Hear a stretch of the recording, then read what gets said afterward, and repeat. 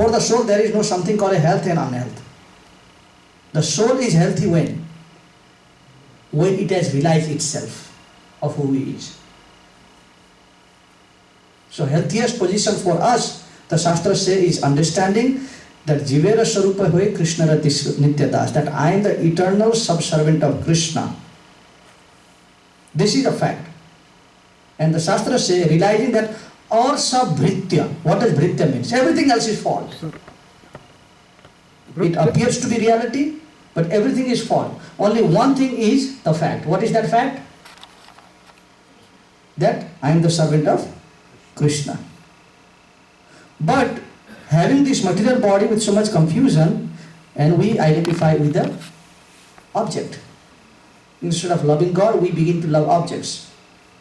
And now, ultimately, it was either love of God or love of the material things. Now, within even material things, there are divisions of what you love. Just like you are supposed to love person, you begin to love object. Okay? Instead of loving your family and using the wealth that you have, you begin to love the wealth and begin to use family. Yes, I love my money, but I like to use my wife. So now this concept of using has become such that instead of using things, we begin to love things. Isn't it? If we say that something happens in the house, that when your wife was cleaning the garage or your husband was cleaning, your children were cleaning, that you love the car so much, they came in and they bumped into the car and something was wrong, that they hit the car with some hammer or something, the car is dented. Maybe they are also hurt, but you go and fix the car before you fix them up. Because the loving of object has become such that you begin to use the things. Use the people and love the things. Now it comes a question of loving Krishna or loving this material world. So people don't love Krishna very much in this material. No one loves God. Sometimes they hide behind the curtain of so-called love of God and try to accomplish the things they want. Isn't it? Just like some of the people you see coming to the centers or the temple is that when they have some flyers in the hand. They come, I just came to put some flyers in the temple. Normally no one comes. This person is not seen here. But when there is a need of advertisement of his business, then he comes to the temple, puts his card there, puts his flyer, and he just does namaskar to Krishna from the door because at least mandir aaya hu to thoda karne padegi na. I have to do from the door at least. But not much to Krishna. Not much about devotional service. But everything about making themselves happy. So therefore, Maharaj Jadbharat is saying, but for the self-realized people, what does it really matter? I am not identifying myself with the body. I don't care how fat I am, how healthy I am. But in any situation, for those people who have no understanding about God and the actual benefit of life, they are the most unhealthy people in the planet. Because their future is dark. Your body is temporary, it's going to come to an end. But what is the healthy body for you after that? So therefore Maharaj Rahugan, when he spoke that way, this is the way that Jadbharat replied. That for me health comes when it is only to the situation of what is the health of your devotion. So how do we say, how healthy are we when it comes to that? The body healthy, diabetes, cholesterol, the time will bring it all. So if you are still eating paneer sabji and having no problem, that's okay, keep on eating, but maybe a few years time you have to stop that also. So now when this question is asked, he said, I am blind to this reality, please explain to me what is the actual reality behind this, what you are saying. So Maharaj, Brahmana Vacha is who? Jadbharat, who is born in the family of Brahmanas. Okay? Originally he was a king. The self-realized Brahman, Jadbharat said, among the various material combination and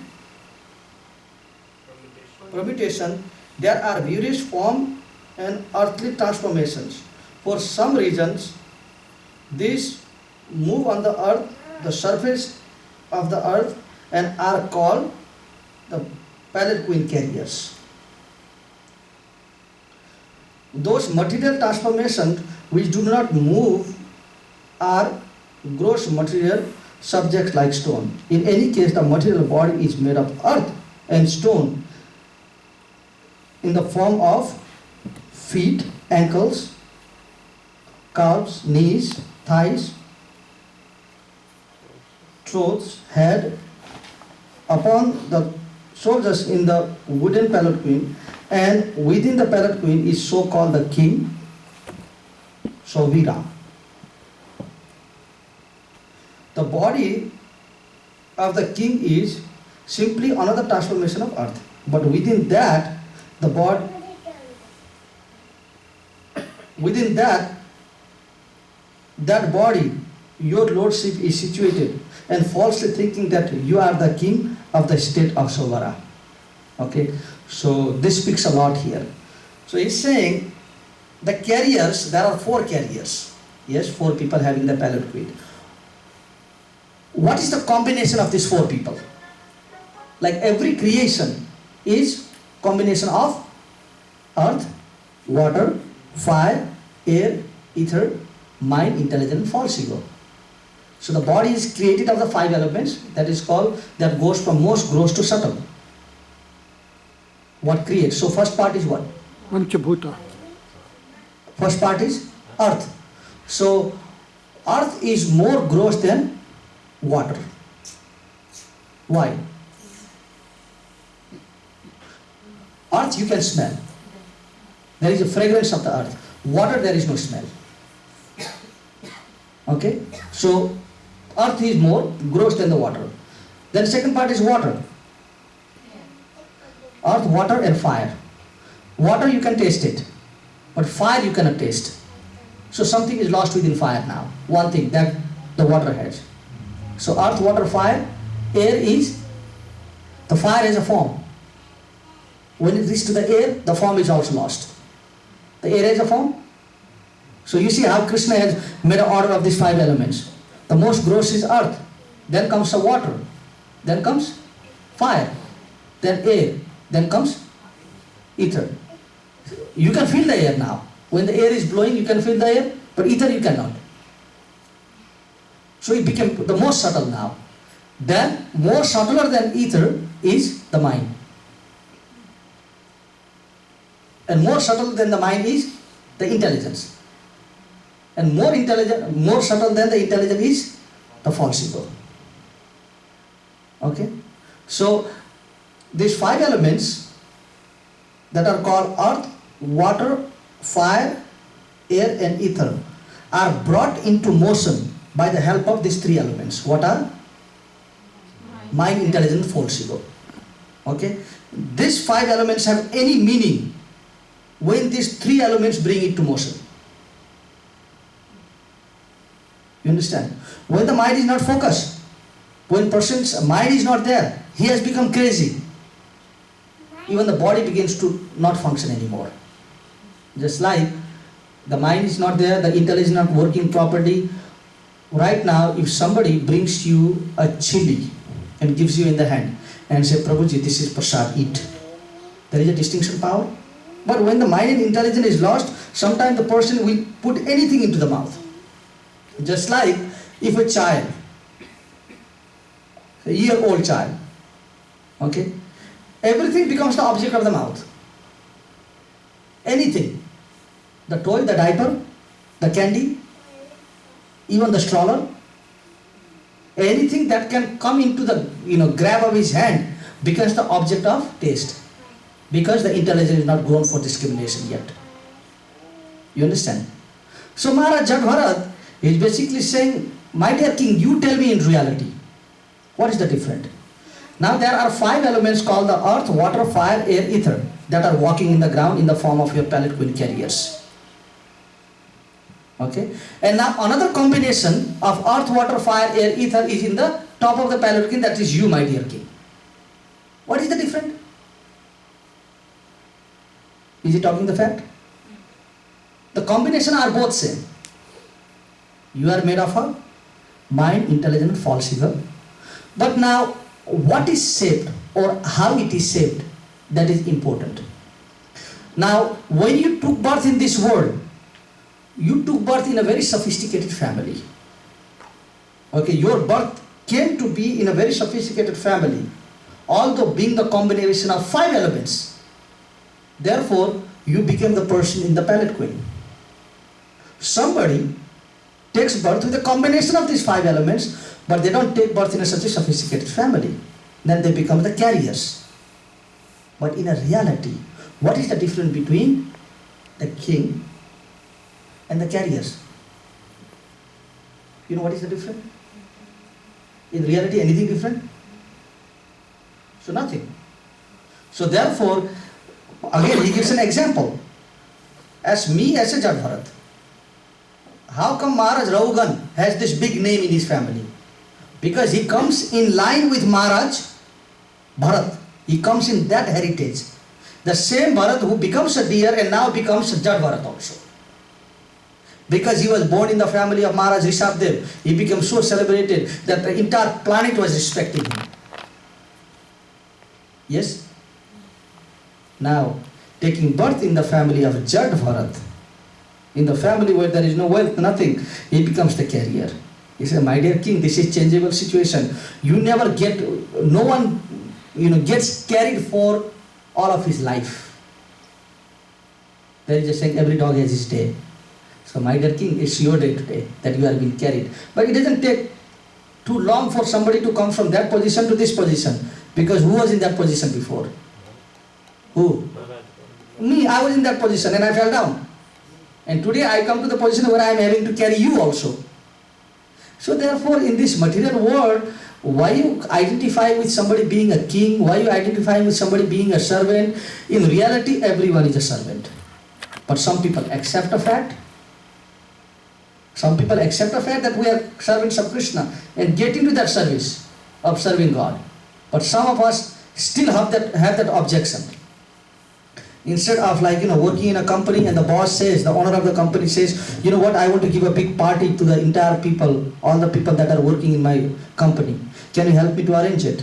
So instead of helping the owner to arrange a party so everyone can enjoy, you say, if I can arrange this big party in behalf of honor, maybe I can do something in my independent also. So instead of being the helper of that business, he tries to use all that budget and tries to hold the party separately, using the budget of the owner. Does it work out? So with that party, he would have been the enjoyer also, because he's part of the company also, isn't it? So just like if the wife is cooking in home every day, and one day something happens to her brain, that they think, I'm cooking this nice food for this family every day, today no. I'm going to make this cooking so bad that I'm going to put 10 chilies in this cooking. But the fact is that you are going to sit down in that same table, around the table, and eat with them, you know that. Yes? So because not being not able to appreciate the fact that I serve my family or I serve my children, that day you intend to become the enjoyer yourself.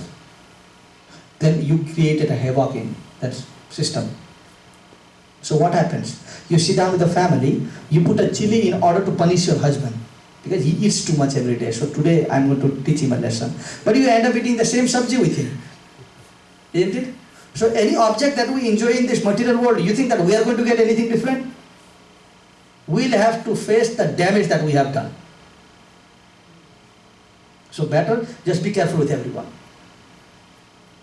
So here, Maharaj Jad Bharat is being taught a good lesson by him. He's saying, don't have this ego of being the master of anything. No one is a master. So he goes furthermore. So what text are we in? You remember? 6. Now we are at 7. So Jad Bharat continues. It is a fact, however, that these innocent people carrying your palanquin without payment are certainly suffering due to this injustice. Their condition is very lamentable because you have forcefully engaged them in carrying your palanquin. This proves that you are cruel and unkind. Yet due to the false prestige, you were thinking that you were protecting the citizen. This is ludicrous. You were such a fool that you could not have been adored as a great man in an assembly of persons advanced in knowledge.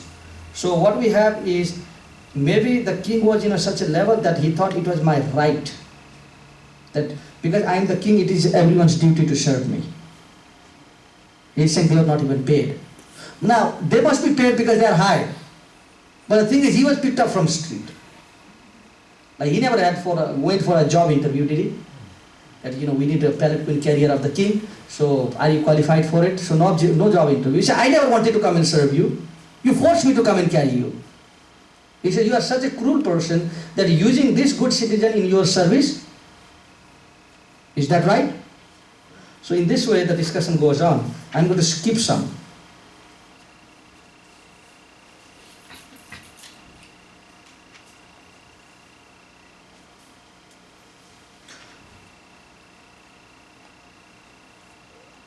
So the reality that he's trying to talk about is, because Maharaj Raghugan is very much advanced in the spiritual science, he wants him not to be so comfortable in life. Biggest problem comes when you are too comfortable. Like once Prabhupada says that in my mission, which is International Society Krishna Consciousness, he said, I have made everything too perfect. Everything is perfect. The sadhana is perfect. The process is perfect. The way of engaging yourself in devotional service is very perfect. The way Prabhupada made it. You don't have to do any exercise. Like, sometimes people get up at 5 o'clock in the morning, go to gym. The way that Prabhupada has created his society is such that you don't even require a gym. Like, we were dancing for 5 minutes, we became tired enough to sit down again.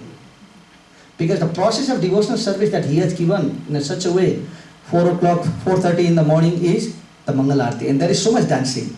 I remember when I was studying in Gurukul, that every day in the morning, the criteria of getting a sweets were how much you danced. So somebody was grading you all the time.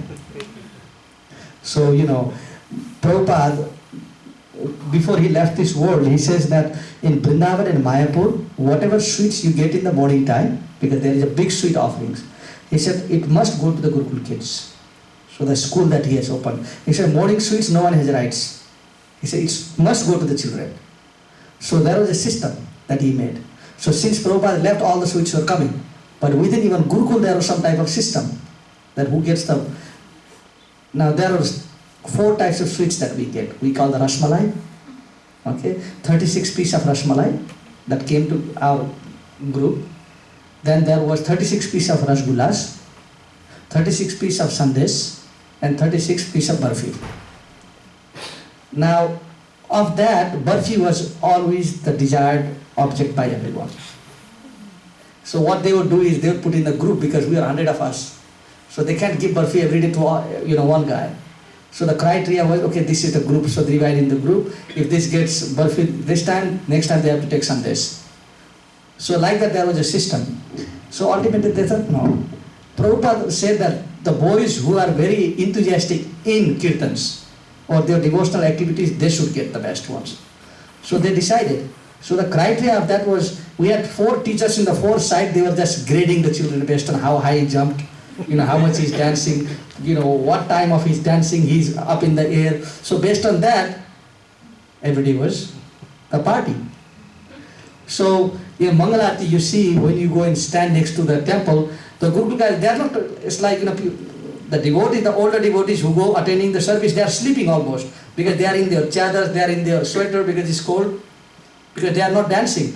The Gurukul boys, as soon as they start, enter into the temple, the dancing begins, the jumping begins. So we are dancing so much. So by 6 o'clock, we are very hungry. Because so much exercise was done in the form of dancing. We are very hungry. We immediately need something to eat right there. So that was a Prasadam time. And around 8 o'clock, 7:30, there is Guru Puja. So again, dancing starts then. So by 8:30, we are again hungry. So every 1.5 hours, there is something that we need to eat. So the point is here, even Bhagavad Gita says that The nature of devotion is susukham kartum abhyayam. That it is always pleasure deriding, that we deride a great pleasure from it. And what does kartum abhyayam means? Susukham means pleasure.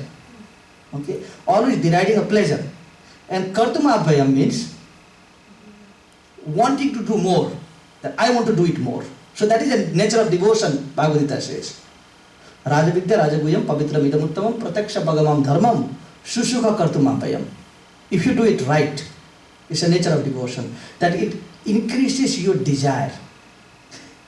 Like in devotion, what is the motivation? When you talk about any type of devotion, what does it involve? Lot of tapasya? Yes, lot of tapasya. If you don't have a desire from heart, who wants to get up 4 o'clock in the morning? Who? If anybody says that they want to get up at 4 o'clock in the morning by their own desire, I would say either they are mad or they are lying. It's the best time to sleep in the morning. The best sleep you can ever get is 4 o'clock, 5 o'clock. Isn't it? But how come the devotees get up?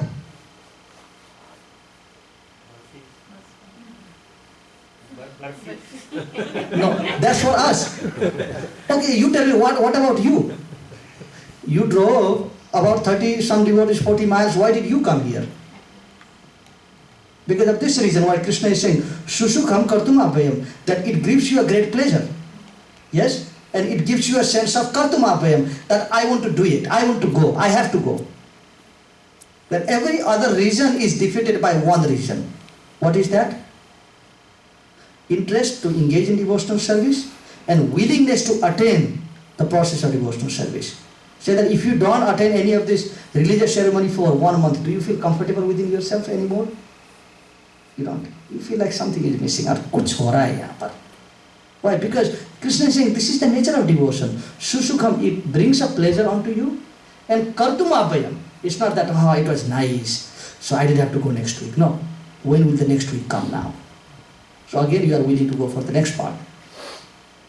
But what is the position with material things? What is the position with material things? With spiritual is that you deride a great pleasure and it makes you feel that you want to do it again. Now, with a material thing, the more you enjoy the sense gratification, the more you become tired of it. Even the best job that you like, after you travel every single day for 1 month, you feel, I wish there is a break. It's a good payment job. But the thing is, the money is the factor that is driving us. It is not a willingness to do it. Anyone wants to play with a computer? How nice you feel when you don't have to deal with a computer right now. But rather just do Sravanam, just hear about Krishna and not worry about the computer. Isn't it? You feel good about it. So the nature of the material object is that you get tired. And your body becomes more frustrated. The nature of devotion is, as you do, you are getting more energy. And hoping for the next. Waiting for the next. So therefore, the problem with Maharaj Ahugan, trying to be such a great devotee and to be a sense gratifier also, it doesn't work. What does devotion means? Chaitanya Mahaprabhu defines a devotion. He says, another name for bhakti or devotion is Vairagya Yoga Nija Bhakti Yoga. Vairagya Yoga is another name for Bhakti Yoga. What does Vairagya mean? Renunciation. More you practice devotion, more you are becoming attracted to Krishna. By default, you must be more detached to the material things. If it is not going that way, if it is not working, if we are coming to the temple at the same time we are developing more and more desire for material things, means somewhere something is going wrong. Just like you can only grab a certain amount, like I have a water glass here, okay? How many of these water cups I can hold now? Maybe 2? So after, if I want to hold the third one, what is the necessity now? I need to place something down. Isn't it? By default, I need to put something down so I can hold more. So already we occupy so much of these material desires and material unwanted things within us. Now, if we want to make any space for devotional service or Krishna or for understanding of God, what do we need to do? We need to put these material things somewhere so we can grab Krishna. You understand? So when Chaitanya Mahaprabhu says Vairagya Yoga is a Bhakti Yoga is another name for Vairagya Yoga. Just like we say when the person is religious, there are some things that are byproduct of being religious. What is it? When you say you are a devotee or being religious, what are the byproduct of being devotional? Kindness, compassionate, yes, devotion, study of the Vedic scriptures, willing to attain this type of discourse is a byproduct. So it's not that being devotional means it is just devotion independent, but rather it will produce some other qualities. Just like, what is the byproduct of hunger? What does hunger create? What does hunger create?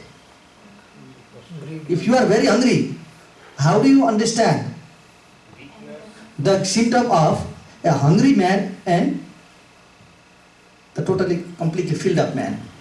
And if you can't give me the answer, I'm not sure whether any devotees are hungry here, but Prasadam time, they will be the first one to get in the line. If they are really hungry. When the food time comes, they will be the first one in the line. So, the hunger does not limit itself to hunger only. Isn't it? Doesn't let you sleep. Sorry? Doesn't let you sleep. Doesn't let you sleep. So basically, wherever there is food, the hunger drives you there. Now this is hungry for the food. There is a byproduct that, although the hunger generates from the stomach, isn't it? Where does the hunger come from? Stomach. But it doesn't remain in stomach. It comes out. Either being passionate about it. Just like, some days, if Matajis have cooked very nice prasadam, some of the days you are very picky about how the prasadam was, and some days you are so quiet, nothing is heard in the house. Why? Because you are hungry that day, anything went inside. Any day you are not hungry, there is a lot of complaint coming out. Maybe too much salt, maybe little too much chili today, maybe little bit garam masala, maybe sambar was this, maybe sambar was that. Hunger is the biggest factor that develops everything. So the hunger does not stay to the stomach, although it then generates. So the hunger of devotion comes from the heart. You see, the love generates from the heart. The hunger generates from the stomach, and you express yourself in the form of passionate, being passionate about food. Some things you won't do. When you are very hungry, if somebody says, you are very hungry, I know, but can we just clean the yard before we eat? Are you, passionate about cleaning now?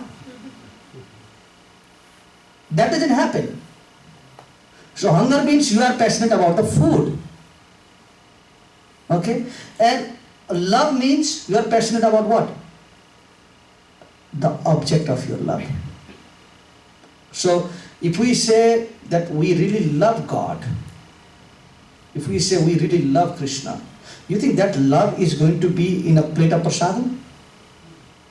Because I love Krishna so much, therefore I'm eating so much prasadam today.